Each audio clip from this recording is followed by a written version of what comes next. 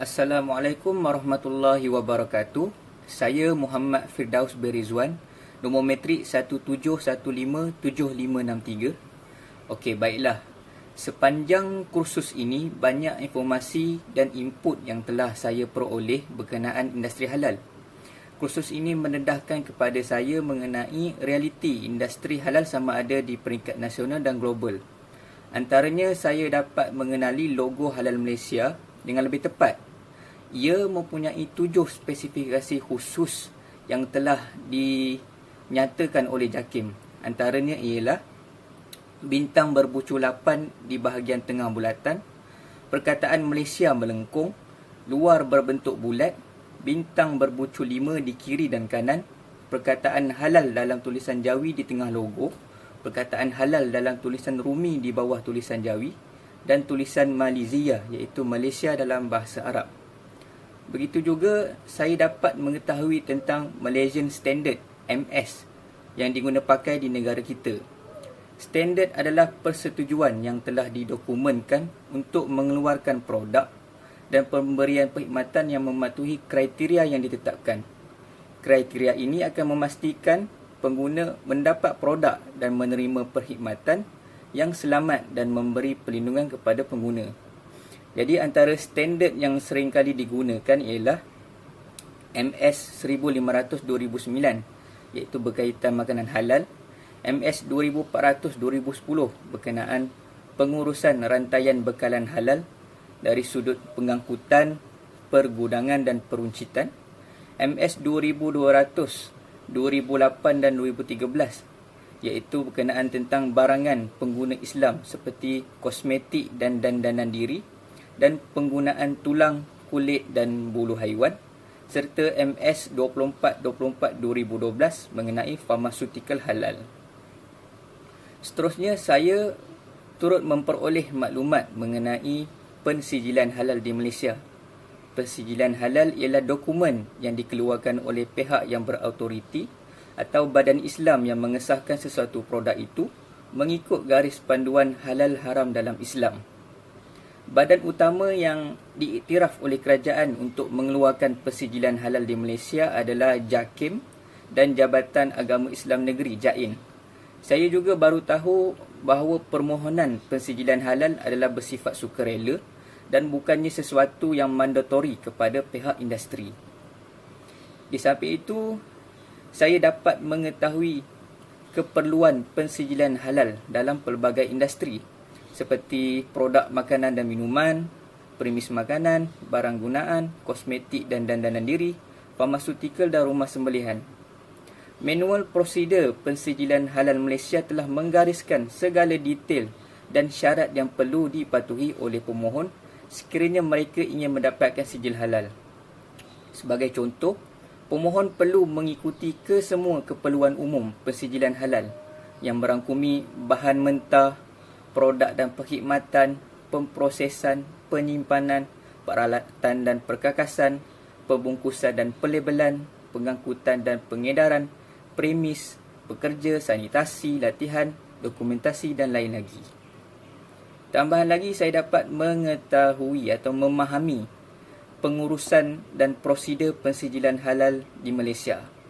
Terdapat 3 peringkat di dalam prosedur pensijilan halal Malaysia iaitu proses permohonan, proses audit dan proses kelulusan. Jadi untuk yang pertama iaitu proses permohonan. Permohonan boleh dibuat secara online di www.halal.gov.my. Kemudian permohonan tersebut akan diterima oleh sistem My e-Halal dan pemohon perlu menghantar segala dokumen sokongan. Kemudian untuk yang kedua, proses audit. Pihak audit akan menyemak permohonan dan dokumen yang dihantar. Surat charge akan dikeluarkan, kemudian pembayaran akan dibuat oleh pemohon. Pihak audit akan membuat jadual untuk audit lapangan dan audit lapangan akan dijalankan.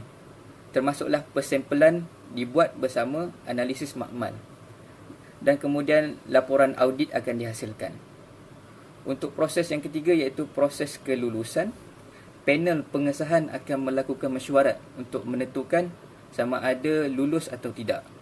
Jika lulus, sijil pengesahan halal Malaysia akan dikeluarkan.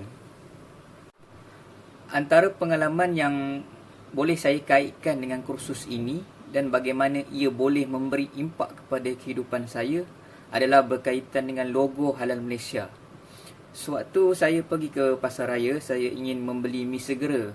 Lalu apabila dibelik-belik bungkusan tersebut, saya dapati logo halal yang tertera amat mengelirukan dan mencurigakan. Jadi saya cuba untuk semak status halal mi segera itu secara online melalui laman web halal.gov, dan rupa-rupanya logo halal itu bukan daripada JAKIM maupun badan luar negara yang diiktiraf JAKIM. Jadi dengan mengetahui logo halal Malaysia yang sebenar, ia akan membantu saya menjadi lebih yakin untuk mengkonsumi sesuatu produk. Masyarakat perlu tahu bahawa terdapat beberapa pihak di luar sana yang memanipulasi logo halal sebenar.